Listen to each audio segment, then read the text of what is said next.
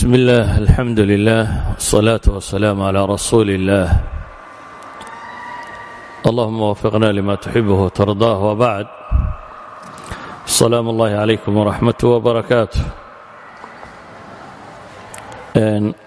كل بدرسغني كي هرو ku xidhiidhsan yahay asliyan malawa darsi loogu talagalay dad dhalinyaro ah oo ama jaamacada ama wax la mid ah dhigtay oo shubahaadka dadka aan ilaahay rumaysanayn ay soo gaadheen sadaradeed oo iska adag tahay dad waaweyn oo waayeelo muslima in loo akhriya markaan soo duuduubno mowduucaynu ka hadlay wuxuu ahaa adillatu wujuud illaahi subxaanahu wa tacaala adilada tilmaamaysa ilaahay jiritaankiisa iyo weynidiisa oo ay culammadu yidhaahdaan cadada khalqi illaahi bay laagtay waayo maa min makhluuqin ilaa huwa daliilun lilaahi subxaanahu wa tacaala wax ilaahay abuuray ma jiro oo makhluuqaadka ka mida cir iyo dhulba jira ilaa iyo wuxuu caddayn u yahay rabbi subxaanahu wa tacaala laakiin culammada filosofiga iyo sayniska iyo cilmulkalaamka iyo qolyahaasi markay wada hadlayaan qaab ay u wada hadlaan baa jira oo ay waxu istidlaalaan waxaynu maalintii hore soo tilmaamnay daliilkii loo yaqaanay daliilu tasmiim aw daliilu alcinaaya aw daliilu nadm daliilkan farsamada ku tusinaya laba saddex daliiloo kalaynu sheegi wixaynu ka gaadhno waxaan ugu soo horraysiinayaa waxay yidhaahdaan almabda' albashari ama anthropic principle almabda' albashari mabda'an ay u bixiyeen waxa weeyaan dunidani siday u dhisan tahay bay leeyihiin dhammaanteed cirkeeda iyo dhulkeeda iyo waxeedaba marka la ysku daro waa kownun ucidda liistiqbaalina bay idhaahdeen waa duni loogu talagalay inay innaga ina qaabisho yacni macquul maaha bay leeyihiin aan tusaale fududoo dadku fahmi kara bixiyo ser antony flu oo ahaa ninkaynu nidhi sannadood buu mulxid ahaa waana malaaxidadii qarnigii labaatanaad ninkii ugu weynaa from aynu nidhi laga soo bilaabo doodii cambridge lagu qabtay ilaa iyo wakhti dambe kii agagaarkeeda la soo gaadhayo wuxuu ahaa doodyahankooda ugu weynaa ama jaamacad ama meel kastoo lagu doodayo loo yeedho ser antony flu markuu qoray buuggiisaan la yidhahda there is a god oo ilaahay rumeeyey ayuu masaladaa markuu ka warramayo wuxuu yidhi si qofka caadigii uu fahmi karo wuxuu yidhi waxaad sawirataa adigoo hudheel soo degay qurfadii hudheelkaaga ee aad timi waxaad ugu timi buu yidhi sariirta hudheelka kuu taalla xaggeeda sare suurad baa sudhan ah tii qolkaaga saarayd oo kale furaashka meesha saarani waa kii sariirtaadii yaallay oo kale dhulka sijaayadda ku goglani buu leeyahy kaarbadka dhulka yaalla waa kaarbadkii gurigaagii yaallay oo kale miiska yar falaawarka saarane waa falaawarkii miiskii gurigaaga saaraa buu leeyahy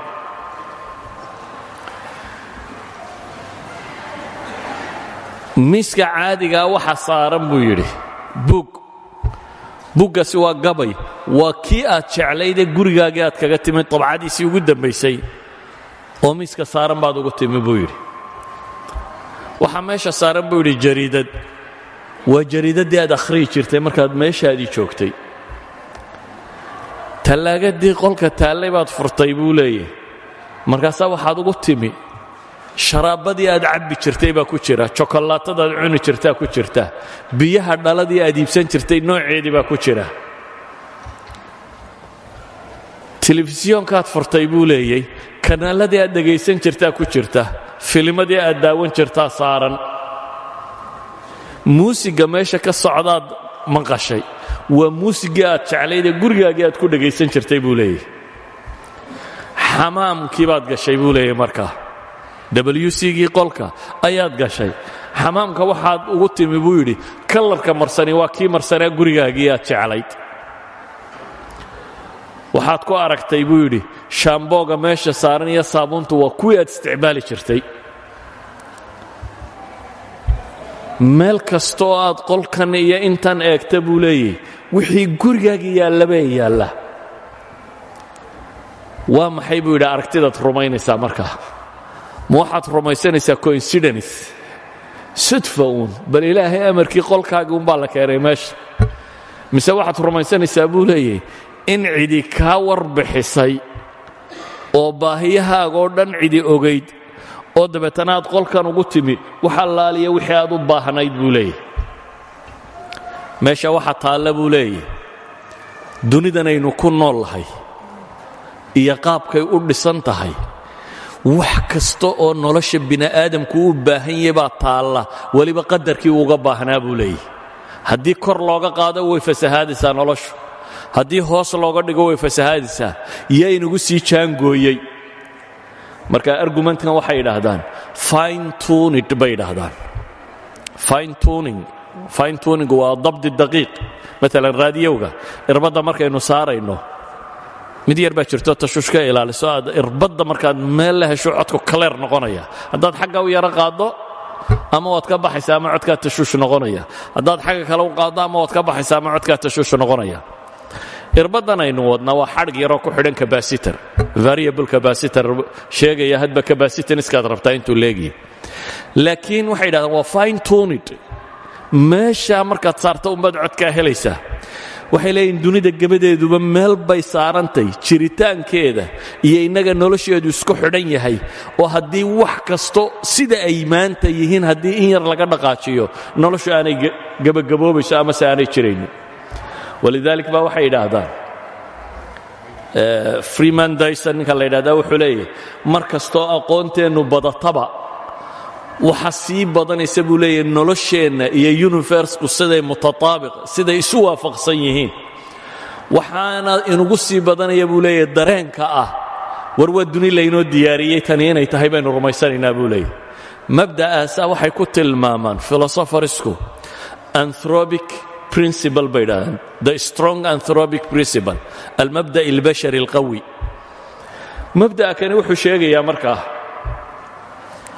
waxay yidhaahdaan waa mid kaleoo ka mida saynisyahanada wuxuu yidhi tailor made for man weeyaan buu yidhi. adduunka kani markaad marada tolanayso haddaad u tagto, haddaad dee maro suuqa taalla soo iibsatana si unbay saataan aan xidhanaya ama kaa yaro ballaadhnaanaysa ama si unbay kaaga waasac noqonaysaa. laakiin haddaad daawaarwalaha u tagto oo qiyaasta ku saarsaaro wuxuu kuu tolayaa mara adiga lagugu jaangooyey. wuxuu leeyahay dunidanaynu joognaa waa tailor made for men, waa mid loo tolay bini'aadamkaa lagu jaangooyey siday u taallo. taa macnaheedu waxa weeyaan masaladani haddaan qur'aanku siduu u dhigo u tilmaamo, qur-aanku wuxuu dhigaa masale la ydhaha ataskhiir. dunidan waan idiin sakhiray baa ilaahay leeyay, wax kastoo aa u baahnaydeen ayaan dhex dhigay. saa daraaddeed baa ilaahay wuxuu leeya alam taraw anna allaha sakhara lakum ma fi الsamaawaati wma fi اlأrض وأsبغa عalaykum nicamahu ظaahiraة وbaطinة وmin الnaasi man yujaadilu fi اllahi bغayri cilmi wla huda wla kitaabi muniir. fii suuraةi luqmaan ilahay wuxuu leey war miyaydaan arkaynin sidaan idinku sakhiray, idinku sahlay, idinku habeeyey ma fi الsamaawaati wma fi اlأrض, cirka waxa jira iyo dhulka waxa jiraba. وأsبغa عalaykum nicamahu ظaahiraة وbaطinة, iyo ilaahay nicmadiisa siduu idinku daboolay mid muuqato aa garanaysaan iyo mid qarsoon aydan garanaynba. haddana ilaahay wuxuu nafsi laaya ku leeyay wamin الnaasi man yujaadilu fi اllahi bغayri cilmin wla hudan wla kitaabin muniir. haddana dadka waxaa ka mida baa ilaahay leeyahy mid rabbiya arrimihiisa ku doodaya aqoon darro daraaddeed, hanuun la'aan iyo kitaab la'aan daraaddeed u doodaya baa ilaahay leeyahy. yacni kuwa ilaahay arrimihiisa ku doodaya laa cilmaan agtooda oolin, walaa hanuun baan oolin, walaa kitaab muniira baan oolin. aayaadka mar baan idiin akhriyi doonaa, laakiin markaynu masaladan tilmaamayno waxa ay tilmaamayaanoo sheegayaan dunidu sida ay u taallo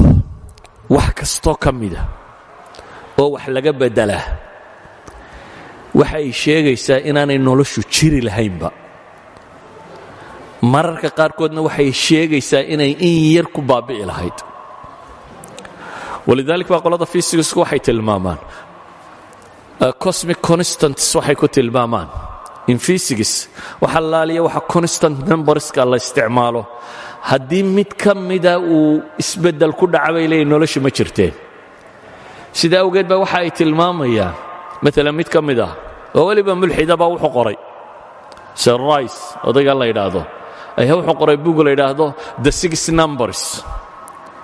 6 number oo mid waliba gaarkii yahay oo mid walba haddii slight change uu ku dhaco aan dunidu jiri lahayn. waa 6 ka mida constantskaasi. culammada qaarkood waxay gaadhsiinayaan dhowr iyo 20 constant. hadda ragga badh waxay gaadhsiinayaan 100 constant wax ku dhodhow. aan wax ka tilmaamo markaasaa la fahmi karaa. maalan waxay leeyihiin dunidu maanta theoryga rumaysayin waxa weeyaan inay qarax ku dhalatay big bang. waxay leeyihiin davis oo kale ama stephen hawking oo kale labaduba inay mulxidiin yihiin bay u badan tahay. haddana dee markay masaa'ilka kan timaaddo marmar baa warku kaa baxsan ayaad iska qiranaysaa. waxa uu leeyahay difference of expansion, dunidu way qarax markuu dhacay way fidaysay. fidistaasi bay leeyihiin speedka ay ku socoto fidistaasi xawaaraheedu haddii ay isbeddesho 10 to power of 18 of a second, 10 to power of an 18 of a second waa imisa? waa second loo qaybiyey 10 la dul saaray 18. waa second loo qaybiyey maxay 10 18 0 la dhinac dhigay. hadda waa 1 second. waa 1 second oo loo qaybiyey in ku dhadhow million trillion. milyanku waa 6 0, trilliankuna waa 12 0, intaasaa 18 0ya. 1 second oo loo qaybiyey 1 milyan oo trillion partsa loo qaybiyey in ka mid ah timeka intaa leeg. waa time intee leeg? timeka intaa leeg hadduu accelerationkeeda difference ku jiro adduunka kani ma jireen bay leeyihin. oo waa maxay? hadduu ka badan yahay bay leeyihin dispersing baa ku dhici lahaa. dunidu beri horay baabi'i lahayd, baaba ay gaadhi lahayd. hadduu ka yar yahayna gravitational forceka ka badan lahaayo contraction. waxaa jira waxay yidhaahdaan alinsixaaq alcadiim iyo alinfiraad alcadiim. soo duuduubanka dambe waxay rumaysay in dunidu mar dambe la duuduubi doono. ilaahayna qur-aanka wuxuu ku tilmaamayaa yowma natwi الsamaaءa katayi الsijili lilkutub. soo duuduubankaa hore u dhici lahaa bay leeyihiin. marka muxuu leeyahay Paul Davis? wuxuu leeyahay tani waxa ay sheegaysaa fine tuned inay tahay speedkan in lagu qiyaaso 1 divided by 10 over 18 of a second. accelerationku hadduu isbeddelo, xawaaruhu intaa in leeg hadduu isbeddelo inaan duniyo jiri lahayn. qiyaasta caynkaasa cidda samaysay buu leeyahay waa cid caqli badan oo wax badan ka fakeraysay. waa intelligence baa ka dambeeya buu tilmaamaya. waxay yidhaahdaan qaraxaas densitigiisu cufnaanta hadday in yar ka weyn tahay markiiba wuu dumi lahaa. hadday in yar ka fududahay markiiba wuu baxsan lahaa. yacni ma jireen. waxay tilmaamaan the 4 forces, 4 quwadood dunida ay wax ku qiimeeyaan. waa electromagnetic force EMF, quwadda laydhka, iyo quwadda gravitationka isjiidadka, iyo labada quwadood nuclearka ah strong nuclear force iyo weak nuclear forceka. waa mas'alo ciddii physics dhigatun loo sharxi karo. 4taa quwadood bay leeyihiin haddii mid waliba waa specific in bay ku go'antay. in yar slightly haddii mid qudha laga bedelo dunidu haba yaraatee ma jirteen bay ku tilmaamayaan. waxa ay sheegaan warmeeshani ilaahay wuxuu leeyahay wakhalaqa kulla shayin faqadarahu taqdiira baa ilaahay yidhi wax kasta rabbi waa abuuray laakiin wuxuu abuuray isagoo jaangooyey jaangooyn qiyaas loogu talagalay iyadoo ku socota maalan waxay tilmaamayaan wax kasta oo dunidan yaalla aan tusaalayaal kooban oo dadku caadi u fahmi karo wax ka tilmaamo markay leeyihin kownun ucidda lana waxay dhahdaan dhulka qoloftiisu dhulku marka la dalooliyo hoos loo socdo inta hoose waa maxay waa dhoobo oo kale waa melting waa wax cajiin marka qolof buu leeyahay qoloftiisa meesha ugu yari waa 70 kilomitir waxay dhahdaan qolofta dhulku intay haddatay hadday ka weynaan lahayd dunida ugumayna nimaadeen bay dhahdeen wax oxygen iyadaa nuugi lahayd wax carbon dioxide-ana looguma yimaadeen that means noola kuma noolaadeen hadday in yar ka yar tahayna waa cagsiga maalan waxay leeyihiin atmosferka hawadan cufnaan bay leedahay culays bay hawadu leedahay haddii culayskeedu intaa ka fududaado densitygeedu culayskeedu hadduu intaa ka fududiyay hawada way kor bay u bixi lahayd hadday kor u baxdana waxbay inagamay celiseen iminka xidigaha dhaca iyo waxaynu aragno nayaasigta iyo shuhubka iyo waxaynu aragno dhan astrodiskaasi xidig baa dhacday Soomaalidu tiraahdaa laakiin inama soo gaadho wuxuba dhulkay ku soo dhici lahayn bay leeyihiin that means noole kama jirteen waxay tilmaamayaan oxygen-ka dunida maanta waa 21% hadduu in yar ka badan yahay bay yidhaahdaan every 1% oxygen-ku uu bataa bay leeyihin 70% buu kordhinaya inay dunidu gubato macnaheedu waxa weeyaan oxygen-ku hadduu 22 ahaan lahaa hadduu 21 ka yahay hilaac kastoo dunida ka dhaca way guban lahayd hilaacu markuu billig yidhaahdo kayntoo dhan baa ololi lahayd wax jiraa ma jireen magaalooyinkaa ololi lahaa waxay leeyihiin cadceeddu intay inoo jirto distanska inoo jirto hadday ka fog tahay waynu engegi lahayn hadday ka dhowdahay waa la guban lahaa dayaxu inta uu jiro hadduu ka dhow yahay badda caarigeeda mawjadaheedu labada goorba wuu ina qarqin lahaa marna xagga kale uga bixi lahayd marna waa ka guuri lahayd hadday ka durugsan tahayna waa kadaalik dhulka wareegiisu bay leeyihin intuu yahay hadduu ka dheerayn lahaa iyo hadduu ka gaabin lahaa labadaba nololi ma jirteen hadduu ka gaabin lahaa macnaheedu waxa weeyaan habeenkaa dheeraan lahaa iyo maalintaa dheeraan lahaa sida planetiska kale marna waynu guban lahayn cadceedda tirada badan leyna haysa marna qabow baynu u dhiman lahayn qabowga tirada badan leyna haya dhulku dayax maadaama uu magnetic fieldkiisu haya tilted weeyaan 23 degree 27 wuu yara qalloocabay leeyihin dhulku qalloocaasi haddaanu jiri lahayna uu toosnaan lahaa bay leeyihin dhulku sidaa u taagnaan lahaa imika waa yaro sidaa hadduu sidaa u taagnaan lahaa bay leeyihin roobka da'ah north bolka iyo south bolka labada qudbo qudha roobku heli lahaa dhulka intiisa kalena saxaaray ahaan lahay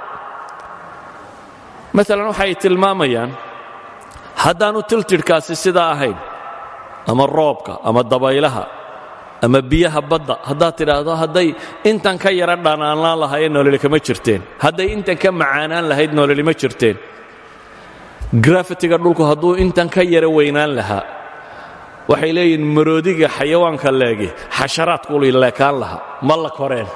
innaguna dee hadduu maroodi xasharad leekaanaya quraanyadaynu ka sii yaraan lahayn de quraanyoyin yaroo dhulka kor socda ayaynu ahaan lahayn the four forces mid kastoo wax iska beddelaan nololi ma jirayso buuruhu siday yihiin haddii wax laga waxay leeyihiin war wax kastoo dunidan dul saaran saynisyahanadu waxay leeyihiin wax kasta oo dunidan korkeeda saaran oo maanta aynu hayno haddii wax yar laga beddelo nololi ma jirayso idan bay leeyihiin kullu daalik waxay sheegaysaa inuu yahay tartiibun mutacamad bay leeyihin war waa tartiib lagu talagalay oo noloshu waa nolol laynoo sii diyaariyey waa kownun ucidda lanaa bay tilmaamayaan qadaayaadka ay sheegayaan haddaan sii tilmaamo waa waxayn runtii wakhtigu ku fillayn waa waxaan wakhtigu u fillay oo dee waxa ay tilmaamayaan everything wax kasta oo dunidan korkiisa yaalla oo siduu yahay wuxuun laga beddelaa atmosfeer ha noqdo cadceed ha noqdo distaniskay wax isu jiraan ha noqdo xataa atamka nuclearka wasnigiisa ha noqdo proteinka wasnigiisa ha noqdo spaceska u dhaxeeya ha noqdo forceska isku haya ha noqdo wax kasta oo nolosha ka mida oo wax laga beddelaa waxay keensanaysaa bay leeyihiin inaan nololi jiri karin taa macnaheedu waxay tilmaamaysaa waa sida uu u dhigay Antony Flew waa kownun ucidda lana buu leeyahay waa waxaynu joognaa duni laynoo sii diyaariyey duni qaabka loogu noolaanayo iyo qaabka tahay dhammaanteedba ilaahay subxaanahu wa tacaala inoo sii diyaariyey waxay leeyihiin waa duni fine tuned ah oo markaaynu fine tuned tilmaamayno macnaheedu waxa weeyaan wax kasta oo yaallaa meesha uu saaran yahay haddii in yar laga qaado inaanay noloshu jiraynin walidalik buu axaduhum wuxuu leey yabdu ana alkawna kaana yaclam annana qaadimuun buu yidhi waxay u muuqataa buu leeyahay dunidu inayna sii ogayd inaynu imanayno waayo siday u taallo wax kastoo ka midi walidalik baa laba ka mida fiisiyaanada waxay qoreen the privileged planet yani planetka la doortay ama waxa gaarka ilaahay siiyey subxaana wa tacaala haddaba burhaan ilbashari iyo markaan isku daro burhaan nadm burhaan ilbashari anthropic principle iyo fine tuning burhaankaa markaan isku daro labaduba waxa ay tilmaamayaan adduunka kan sida ilaahay subxaana wa tacaala uu jaangooyey nolosha aadanaha saa awgeed baa ilaahay qur-aanka wuxuu ku leeyahy أتى أمر الله فلا تستعجلوه سبحانه وتعالى عما يشركون ينزل الملائكة بالروح من أمره على من يشاء من عباده أن أنذروا أنه لا إله إلا أنا فاتقون خلق السماوات والأرض بالحق تعالى عما يشركون خلق الإنسان من نطفة فإذا هو خصيم مبين والأنعام خلقها لكم فيها دفء ومنافع ومنها تأكلون ولكم فيها جمال حين تريحون وحين تسرحون وتحمل أثقالكم إلى بلد لم تكونوا بالغيه إلا بشق الأنفس إن ربكم لرؤوف رحيم والخيل والبغال والحمير لتركبوها وزينة ويخلق ما لا تعلمون وعلى الله قصد السبيل ومنها جائر ولو شاء لهداكم أجمعين هو الذي أنزل من السماء ماء لكم منه شراب ومنه شجر فيه تصيمون ينبت لكم به الزرع والزيتون والنخيل والأعناب ومن كل الثمرات إن في ذلك لآيات لقوم يتفكرون وسخر لكم الليل والنهار والشمس والقمر والنجوم مسخرات بأمره إن في ذلك لآيات لقوم يعقلون وما ذرأ لكم في الأرض مختلفا ألوانه إن في ذلك لآيات لقوم يتذكرون وهو الذي سخر البحر لتأكلوا منه لحما طريا وتستخرجوا منه حلية تلبسونها وترى الفلك مواخر فيه ولتبتغوا من فضله ولعلكم تشكرون وألقى في الأرض رواسي أن تميد بكم وأنهارا والسبل لعلكم تهتدون وعلامات وبالنجم هم يهتدون أفمن يخلق كمن لا يخلق أفلا تذكرون وإن تعدوا نعمة الله لا تحصوها إن الله لغفور رحيم والله يعلم ما تصرون وما تعلنون والذين يدعون من دون الله لا يخلقون شيئا وهم يخلقون أموات غير أحياء وما يشعرون أيان يبعثون إلهكم إله واحد فالذين لا يؤمنون بالآخرة قلوبهم منكرة وهم مستكبرون لا جرم أن الله يعلم ما يسرون وما يعلنون إنه لا يحب المستكبرين وإذا قيل لهم ماذا أنزل ربكم قالوا أساطير الأولين ليحملوا أوزارهم كاملة يوم القيامة ومن أوزار الذين يضلونهم بغير علم ألا ساء ما يزرون قد مكر الذين من قبلهم فأتى الله بنيانهم من القواعد فخر عليهم السقف من فوقهم وآتاهم العذاب من حيث لا يشعرون. إلهي سبحانه وتعالى قرآنك إن بدن بمسائل كاسين وقعدي ألم ترى أن الله سخر لكم ما في الأرض والفلك تجري في البحر بأمره ويمسك السماء أن تقع على الأرض إلا بإذنه إن الله بالناس لرؤوف رحيم والذي نزل من السماء ماء بقدر فأنشرنا به بلدة ميتا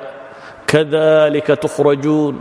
والذي خلق الأزواج كلها وجعل لكم من الفلك والأنعام ما تركبون لتستووا على ظهوره ثم تذكروا نعمة ربكم إذا استويتم عليه وتقولوا سبحان الذي سخر لنا هذا وما كنا له مقرنين وإنا إلى ربنا لمنقلبون. الله الذي سخر لكم البحر لتجري الفلك فيه بأمره ولتبتغوا من فضله ولعلكم تشكرون وسخر لكم ما في السماوات وما في الأرض جميعا منه إن في ذلك لآيات لقوم يتفكرون. ألف لام ميم را تلك آيات الكتاب والذي أنزل إليك من ربك الحق ولكن أكثر الناس لا يؤمنون. الله الذي رفع السماوات بغير عمد ترونها ثم استوى على العرش وسخر الشمس والقمر كل يجري لأجل مسمى يدبر الأمر يفصل الآيات لعلكم بلقاء ربكم توقنون. وهو الذي مد الأرض وجعل فيها رواسي وأنهارا ومن كل الثمرات جعل فيها زوجين اثنين يغشي الليل النهار إن في ذلك لآيات لقوم يتفكرون. وفي الأرض قطع متجاورات وجنات من أعناب وزرع ونخيل صنوان وغير صنوان يسقى بماء واحد ونفضل بعضها على بعض في الأكل إن في ذلك لآيات لقوم يعقلون. ألم تر أن الله يولج الليل في النهار ويولج النهار في الليل وسخر الشمس والقمر كل يجري إلى أجل مسمى وأن الله بما تعملون خبير. ذلك بأن الله هو الحق وأن ما يدعون من دونه الباطل وأن الله هو العلي الكبير. ألم تر أن الفلك تجري في البحر بنعمة الله ليريكم من آياته إن في ذلك لآيات لكل صبار شكور. وإذا غشيهم موج كالظلل دعوا الله مخلصين له الدين فلما نجاهم إلى البر فمنهم مقتصد وما يجحد بآياتنا إلا كل ختال كفور. أيها الأحبة intay gaaladu sheegaysay oo qur'aana akhri intay ka warrameen haday cirtay haday dhultay haday batay haday xoolatay haday hawatay haday roobtay ilaahay subhanahu wa ta'ala kitaabkiisa inoogu sheegay wuxuu nimcayno inoo diyaariyay intaasoo nimci inay sidan diyaar isugu ahaato oo dabeetana nolosha bini aadamku ay ku suurtowdo waxa diyaariyo kaliya rabbi subhanahu wa ta'ala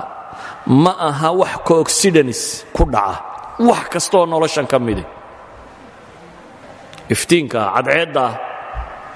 ilaahay subhanahu wa ta'ala energy inaga siiya noloho dhami ku nooli way hadaan energy-geeda la haynin dunida wax chemical reaction oo ka dhici lahaaba ma jiro. caleenta yare geedka ku taala waa warshada ugu weyn ee dunida ku dul taala uguna qayliya buuq yar soo moogada caleentu inay tahay waxa noolaha dunida kor saaran oo dhan quudiya waxa noolaha kor saaran dunida oo dhan geedka iyo xoolaha iyo wax oo dhan caleen baa soo saarta waxay cunayaan caleentu geedkay soo saarta wuxuu cunayo geedkana xoolo iyo wax nool oo dhan baa daaqa waxaan noolna way sii cunaan waxa laaliya waxa koonkan aynu saaran maanta dhulkaynu saaran warshada kaliya soo saarta waa caleenta yar iyana photosynthesis yar oo cadceeda inooga qabato ayay farsamado dhan ku samaysaa ilaahay subxaana wa tacaala ifkaasuu cirka ka keenay inta gaama raysiya waxaa rayse vaylo caafimaadka waxyeelo oo dhan atmosferigaa laynagaga celiyey spectrumka atmosferiska lightka soo dhaafaa intuu yahay waa inta nolosha ay u baahantahy 7 colorskan iyo inta yare ku xigxigta xataa badda markuu ku dhaco iftiinkaas maalan casaanku spectrumkan badda markay biyaha nalku ku dhaco casaanku 18 mitir buu ku dhammaadaa daadminis 20 mitir haddaad badda quustoo nabar kugu dhaco dhiiggaaga arki maysid waayo wax casaan la ydhahdaba kama jiraan yalowgu markaad 100 mitir gaadhaa buu dhammaanayaa greenki iyo buluugu waxay dhammaadaan maxay 240 mitir waayo iyagu waa kuwa photosynthesiska sida si dhirta baddu ay u baxdo noolaha badda ku jira si uu geedkiisu u bixi karo ilaahay subxaanahu wa tacaala nalalka kaloo dhan meesha sokaa lagu reebay laakiin greenka iyo buluugo photosynthesiska waxa ay ka kariyaan dhirtu cunnada ka sameeyaana ilaahay wuu sii daayey ilaahay ay ka gaadhaysa 240 mitir roobkaa cirka ka soo da'aya biyaha ilaahay wuxuu ka dhigay dissolvable wax kastaaba ku milmi karaan inta ugu badan mineralsku waxay ku milmaan waa biyaha roobku markuu soo da'o ee webiyadu dareeraan 5 bilyan oo tan oo kimikala bay badda geliyaan oo nooluhu uu u baahan yahay hadduu dhulku abaarsado badduna waa abaarsanaysaa roobkaasi hadduu di'i waayo ilaahay muxuu yidhi wa fi الsamaa'i risqukum wamaa tuucaduun cirkaasay jirtaabaa ilaahay yidhi arsaaqdiinna iyo waxa laydin yabohay dhammaantii roob hadduu di'i waayo kalluunkuna wuu dhammaanayaa badda waxa ku jiraana waa dhammaanayaan waayo mineralskay dhulka ka helayeen oo dhan heli maayaan bale oxygen ku filan heli maayaan waayo roobka badda hela waxyaabaha uu badda geliya waxaa ka mid oxygenka saa daraaddeed kalluunka laftiisaa abaarsanaya hadduu roob heli waayo noloshan sidan u dhisan ee ilaahay subxaana wa tacaala saatan u sameeyey biyuhu khasaa'ista ay leeyihiin noolaha kaloo dhamme ma leh kimikaliska kaloo dhamme ma leh walidaalik biyuhu markay 4 digrii gaadhaan baa densitigoodu ugu culus yihi hadday ka hoos maraan waa maxay wuu fududaadaa waa sababta ilaahay ugu talagalay in badda waxa ay ku nool yihiin wailaa hadday 0 digrii markay sii gaadhaba hadduu densitigu sii cuslaanayo barafku hoostuu mari lahaa iminka barafku dushuu sabeeya hoostana biyaha sabeeya haddii biyuhu ay la mid noqon lahayn materialka kale markay sii qaboobaanba densitigu culayskuu sii badan lahaa oo biyuhu ay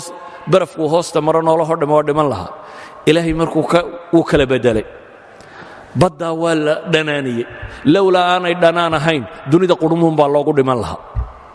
milixdaa ay tahay ee leedahay ayaa badda waxa ku bakhtiyey iyo waxaynu ku gurayno iyo waxoo dhan urtooda bedeli lahaa wa ilaa dunidoo dhamme ur bay u dhiman lahayd hadday biyaha baddu macaan yihiin waxaynu isleenahay hadday baddu inoo macaanaato mala biyaad ka dhergi lahayd baad isleedahay maad noolaateen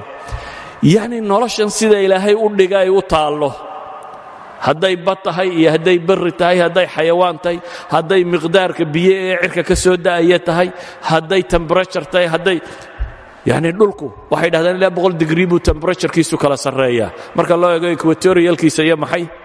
iyo north polkiisa haddaanay sidaa ahaan lahayn bay leeyihin nolosha ma jirteen wax kastoo innaga aynu isleenay malaa sida kalea ku fiicnaan lahaa scientifically waxay leeyihin hadday sida kale ahaan lahayd noloshu ma jirteen taa macnaheedu ayuha alikhwa waxa weeyaan dunida tan aynu ku nool lahay waa halkaa uu ninka saynisyahankay ka leeyahay waa tailor made for man buu yidhi waa bahal loo dawaariyey bini aadamka loo dawaariyey waa ilaa intanoo dhamm inay sudfa ku dhacdo koojanis ay ku dhacdo waa waxaan suurtagal ahayn waa anaynu shalay soo tilmaamnay wax allaaliya waxay sheegayeena koojaaniskoo dhamm inaan waxba ka jirin waa laba daliil waxa aan sheegay mid waa qadiyatu taskhiir ama mabda anthropic oo ah bini aadamka noloshiisa in waxaan loogu talagalay in kownkan cid musammima oo sii takhtiitiso ku talagashay noloshaasi inay ka jiri karto ay jirtaa ka labaadna waxa weeyaan inuu fine tuned yahay meel kasta halkay saaran tahay haddii in yar dhanun looga dhaqaajiyo plus or minus dhanku u dhaqaaqaba inaan noloshu jiraynin daliilka saddexaad ee aan tilmaamayno daliil kastaaba saacad u qaadan laha haddii la sharxayo waa daliilu liijaad aw ilxuduud waa daliilkay falaasafadii horena daliishan jirtay culammadii mutakalimiinta ee muslimiintuna daliishan jireen Thomas Aquinas iyo qoladii dambe kristaanka ahaydna ay daliishan jirtay ilaa haddana dad badan ay daliishadaan daliil الحدوث أو دليل الإيجاد waxa weeyaan aayadda qur'aan ilaahay leeyahay am khuliquu min ghayri shay'in am hum الkhaliquun am khalaquu الsamaawaati wاlأrض bal laa yuuqinuun ilaahay wuxuu leeyahay am khuliquu min ghayri shay dadka ma wax la'aan baa la abuuray may iska ahaadeenuun may iska samaysmeenuun am khuliquu min ghayri shay am hum الkhaliquun mise iyagaaba is abuuray Frank Allen nin la yidhaahdo professor 40 years professor ahaa oo qadiyaddan raba inuu mithaaliyaba wuxuu yidhi dunidu xaggay ka timi haddaynu isweydiinno 4 jawaaboodunbaa jira buu leeyay jawaab shanaad ma jirto 4 jawaaboodunbaa suurtagala inaad tidhaahda buu yidhi waynu riyoonaynaa duniba ma jirto waxbaba ma jiraan hadda filosofarska qaar baa sidaa ku dooda oo yidhaahda aniga waxa iga baxsay adigu inaad jirtiyo inaanad jirin ma ogi idealismka qayb ka mida saa aaminsan wuxuu aaminsan yahay sileba waxay yidhaahdaan wixii maskaxda ka baxsani waa mututuulka maskaxda inuu xaqiiqiyo inaanu ahayn lama caddayn karo saasay qaar u fakereen laakiin wuxuu leeyahay inaynu wax dareemayno waa halkii Descartes laga sheegayay ana ufakir idan ana mawjuudkii lahaa I am thinking so I am waa jiraa qoladaasi buu leeyahay muran badan ku bixin maayo ka labaad waa inaynu nidhaahno maxay waa la abuuray oo cid kaloo azaliya abuurtay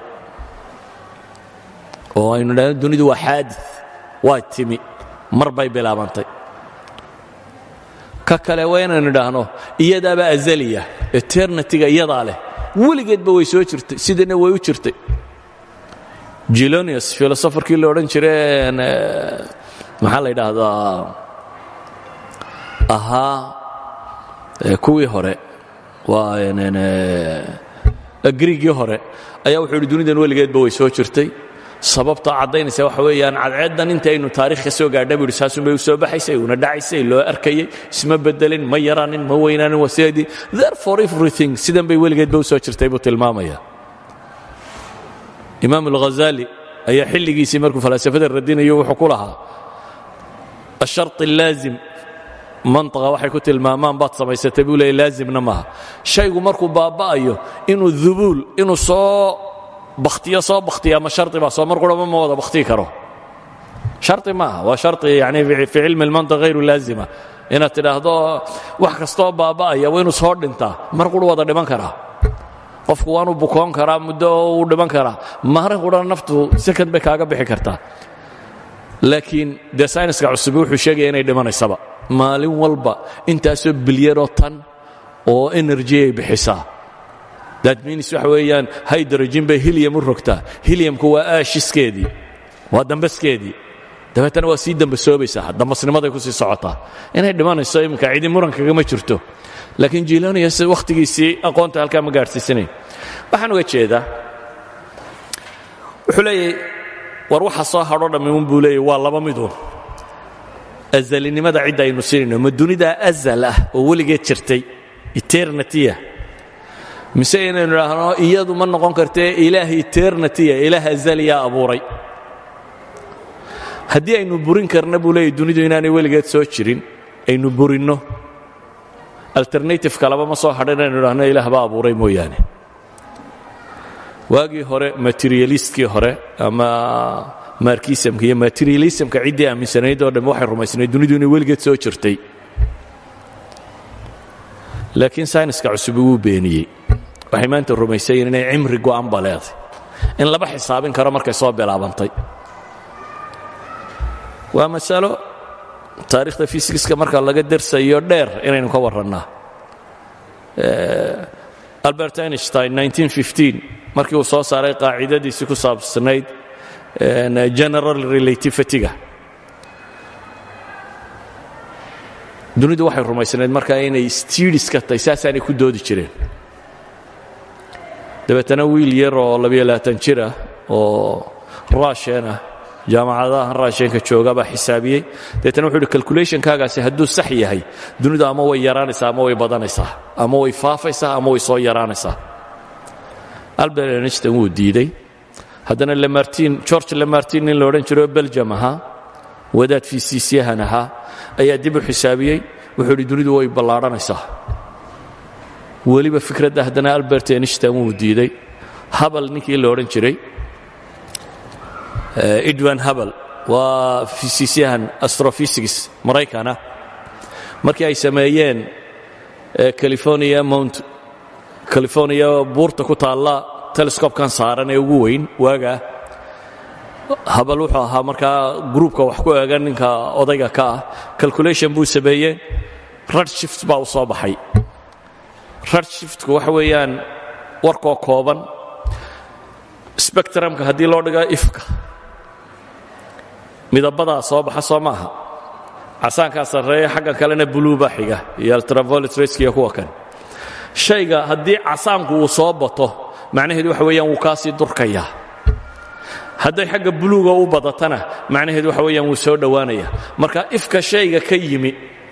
muddo marka la qiyaaso wax la garanaya shaygaasi inuu inaga sii durkaya iyo inuu inagu soo socdo waa sida codka oo kale gaadhigu markuu kaasii socdiyo markuu soo socdo maxaad ku kala garataa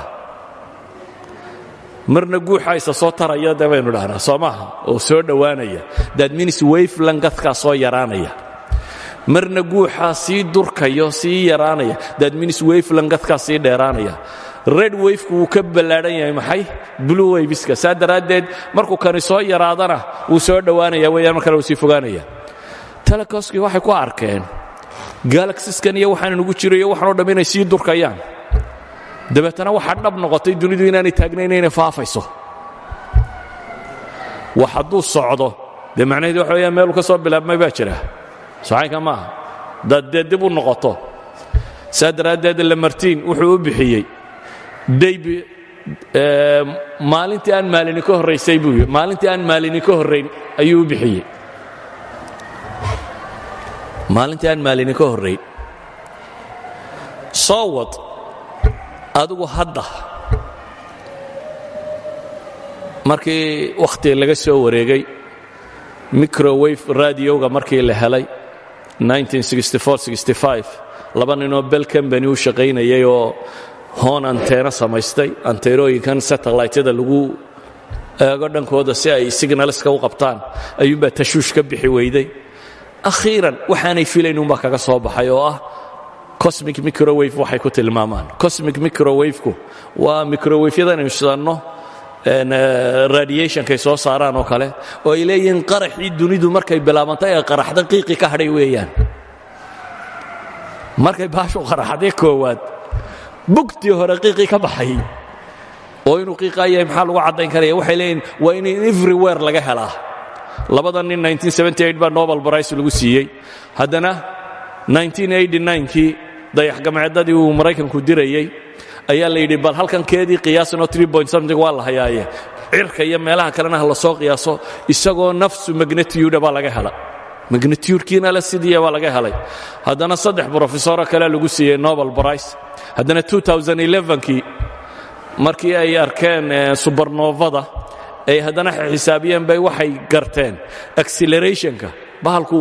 qaraxu accelerationkii uu ku socday haddana nobel prize kale lagu bixiyey 3 jeer bay dunida nobel prize lagu bixiyey bahalkaa qarxee la sheegayo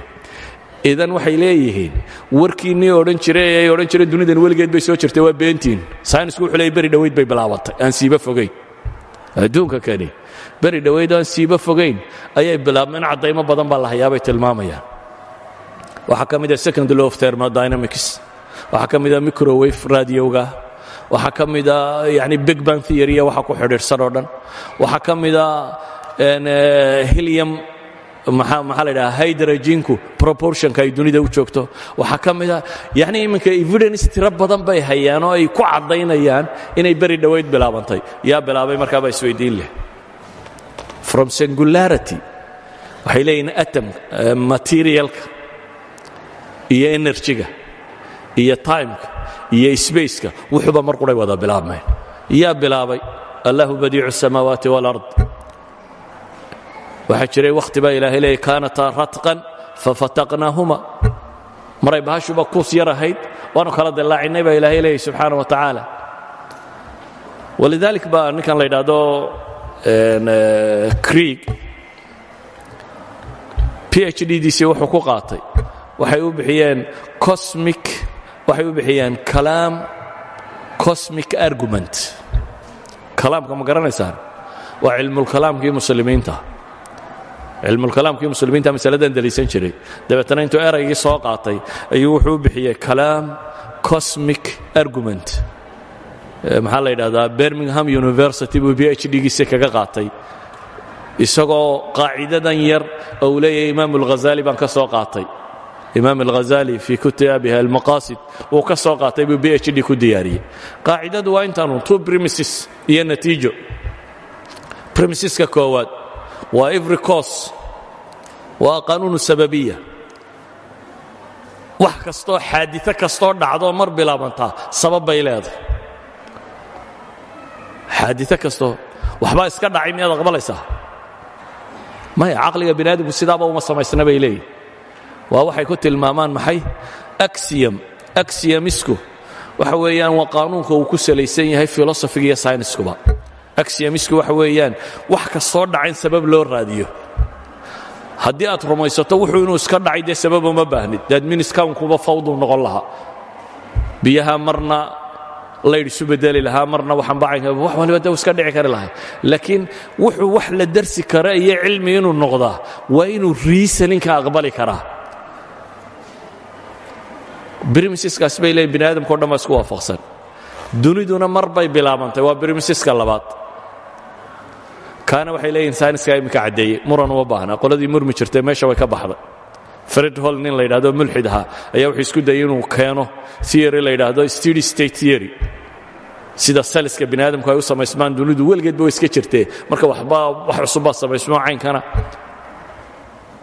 isna theorygiisii wuu socon waayey multiverse theory bay isku dayeen way socon waayeen all the other theories lama hayo theory quraal haya waxa weeyaan waa big bang inay bahashani mar qaraxday su-aashii wax weeye ayaa qarxiyey yaa sameeyey xagay ka timi ilaahay baa wuxuu ina leeyahay am khuliquu min hayri shayin am hum lkhaaliquun am khuliquu ma waxaa la abuuray min hayri shay wax la'aan miyaa la abuuray am hum lkhaaliquun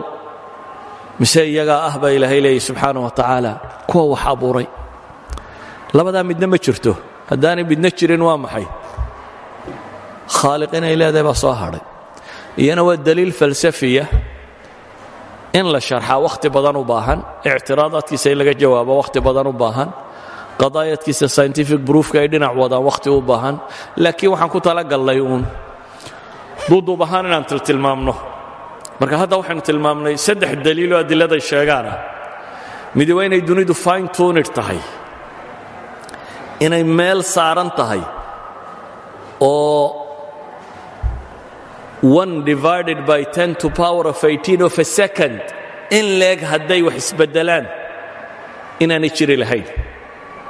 wax kasta oo la qiimeeyaana siday hadda yihiin haddii wax yar laga beddelo inay kharribmayso kaasi waxa uu sheegayaa bay leeyihin qorsha inay dunidan ka dambaysay ilaah muriida oo doortay meel waliba inay sida noqoto biduuni iraada ma dhacdeen caliima oo og hadday sida kale u dhacda inay xumaanayso xakiima oo halka ugu quman u doortay qadiira oo awoodi kara inuu doorashada yeelan karo ilaaha sifaadkaa leh sooma maqashaan culamaa'il kalaamoo ka warrama asifaat sabca sifooyinka toddobada ay sheegayaan waxa weeyaan waa kuwa mentali qofku isagoo aan sharciba eegin uu kownkan ka fahmi karayo ilaaha sameeyey inuu kuwaa ku sifoobo inuu caliimiyey inuu qadiiriyey inuu xakiimiyey inuu muriidiyey yani sifooyinkaasi waxay leeyihiin lojiga caadiga bini aadamkaa tilmaamaya saa awgeed waxaynu leenahay fine tuned bay dunidu tahay maantana aqoon-yahanku intooda badana waa tilmaamayaan haddana fine tuned ha ahaatee meesha ay ku sallaxantaa meeshii noloshu ku suurtagalahaydoo qura oo iyana waxay leeyiin waa mabda' ilbashari cid ina ogayd inaynu meesha iman doonno ayaa inoo sii diyaarisay waa kaa uu leeyahay antony flu waa qurfadaada laga soo diyaariyey uun buu leeyahy waa inay jirtaa cid baahiyahaaga garanaysa wax kastoo aad u baahan tahay oo halkan sii dhigtay markaad caloosha hooyadaa ku jirtay waxbaad u baahnayd baahidaada ilaahay halkaasuu dhigay markaad ka soo baxdo waxbaad u baahnayd halkuu keenay caloosha hooyadaa markaad ku jirtay ilkamaad lahayn waayo umaad baahnayn markaad si dabadda timiilkaad u baahatay waa laguu soo bixiyey saxiixa maaha caloosha hooyadaa markaad ku jirtay waxba maad arkaynin aragumaad baahnayn markaad dabadda dhalatay ee maalmo joogtay baa indhaa lagu dilaaciyay waxbaad aragtay ilaahay wax kasta markaad u baahnayd buu sallaxay wax kasta markeedaa loogu talagalay idan cid baahideenna og baa sii qorshaysay isna waa mabda'a labaadoo la daliishado mabda'a saddexaad aynu tilmaamnay waxa weeyaan waa mabda'u liijaadi waalkhalq yaa abuuray kownkani weligii buu soo jiray way beenowday waxa dhaba inuu mar bilaabmay yaa bilaabay waa inuu jiraa ilaah caalimo oo qadiiro oo awood badanoo waxa kan bilaabay wa huwa allaahu alqadiir ilaahay baa jaangooyo sida tan u dhisay idan mas'alada tani waa mas'ale aad u fudud marka ay joogto dee adduunka waxa ku noolinaa inay rumaysayin bay u badan yihin weligeedba minority group yar bay ahaayeen malaaxidadu fii ayi baab bay minority ku yihin xataa dadka barh baa u haysta malaa'imka jaamacadaha dunida iyo waxa ka saynisyahanada jooga maya saynisyahanada jooga waxay u badan yihiin mabda' iluluhiya ma rumaysna laakiin mabda' irububiya bay rumaysan yihiin si kale haddaan u tilmaamo diintii dalkooda taallay way ka shakiyeen oo christianitya asbaaba inay shakiyaan keensadayna taariikhday soo martay ama ha ahaato qaladaad ay kitaabka ka heleen ama ha noqoto kitaabka iyo taariikhdiisoo madmadow badani galay markii la baadhay ama ha ahaato wadaadadii kitaabka haystay oo dadka nafta isugu keenay oo ku amarku taagleeyey oo dee waayada qaarkood ninkii waxay iyagu sheegaan bay saynis ka dhigayeen intay griigii hore ka soo naqliyeen bay yidhahdeen saasay diintu qabtaa ninkii waxaan ahayn sheegaa waa hartaqadu waxa weeyaan waa bidcoolaana waa in la dilaa weliba xukunkiisu waxaa dil aan dhiiggiisu dhulka u dhicin waa in la gubaa weeyaan xataa meelaha qaarkood carruurta bidcooluhu dhalo waxaa la odhan jiray qatlu raxma iyaga dilka naxariista leh ka yar inta biyo lagu ridaabaa lagu bakhtiinaya marka isaga waa loo naxariistay in biyo lagu dilay aabbihii baa dembiile ah waa maxaakimu taftiish waxay xukumi jireen kaatoligu waxay dadka ku xukumeen weeyaan dabeetana dee nin arkaya xidig wareegaysoo laleeyahy ma wareegaysa haddaad tidhahdo way wareegaysaa waa lagu dilaya wuxuu leeyay diintaad haysata waxba kama jiraan laakiin akaruhum waxay rumaysan yihiin diisamku waa maxay waa arububiya diisamku waxa weeyaan subernatural inuu jiro war dunidani ilaah la'aan ma jiri karto cid samaysay baa jirta laakiin wadaadadani diintay sheegayaan sax maaha bay leeyihin akaruhum baabkaasay taagan yihin maxay hore ugu socon waayeen innagaa habsaannay innagay ahayd inaynu keenno maxay diinta sax ee fajwadan buuxinaysay ee aan ka hor imanaynin saynisku xaqaa'iqdu gaadhana aan diidaynin waayo galileo dooddiisii waxaa ka mida markii maxkamadda la taagayey ilaahay kitaabkiisu buu yidhi iyo ilaahay kownkiisu afcaashiisu marnaba in isburiyaan suurtagal maaha socaynkaa maaha imaa kitaabkuunbaa wax ka qaldayin oo aan kii saxa ahayn imaa fahamkaynu kownka fahamnay unbaa wax qaldayin laakiin inaynu idhaahno dunidana ilaahay baa abuuray kitaabkanna ilaahay baa soo dejiyey haddana isku wax sheegi maayaan waa waxaan dhici karin ilaahay markuu hadlayay miyaan wax ogayn wixii uu abuuray waxaan ahayn buu ku hadlay macquul maaha saa daraaddeed iyaga mashkiladda qabsatay waxa weeyaan kitaabkoodii iyo kownkii baa isu waafiqi waayey saa daraaddeed baa diindarro badan ku riday kitaabkoodii iyobaa isu waafiqi waaye maxay iyo kownkii laakiin innaga waxaan leenahay masale kastoo xaqiiqa cilmiya ah hadda maaha theory xaqaa'iq cilmiya waxna waa theories iyo hypothesis waxna waa xaqaa'iq mas'ala xaqiiqa cilmiya oo kitaab iyo sunno ka soo horjeedaa ma jirto sidaa awgeed buu ibnu taymiya kitaabkiisii weynaaye 11 majalladoodaha wuxuu u qoray wixii la odhan jiray maxay dar'u tacaarud alcaqli waalcilmi miyuu ahaa in uu ka hortegaya inay isburiyaan caqliga iyo cilmiga xagga rabbi ka yimi marka waxaynu leenahay mashkiladda dunida taagani waa idinka iyo aniga iyo inta muslimka inaga dambaysa waayo innagaa waxaynu dadka gaadhsiin kari weynay sidii kownka iyo ilaahay kalaamkiisu ay isu waafaqayeen ay dadku uga bixi lahaayeen diinla'aanta iyo eetiisamka waxa keenay markaa inay ka cararaan diin ay u arkayeen inay qaldaneed wallahu aclam billahi tawfiiq جزاه الله خير الجزاء إلهي سبحانه وتعالى ميسانك حسناتك وصاره شيخ مصطفى حاج إسماعيل هارون iyo muxaadaradii qiimka ahayd ee ku saabsanayd dadka dafirsan Ilaahay subhanahu wa ta'ala jiritaankiisa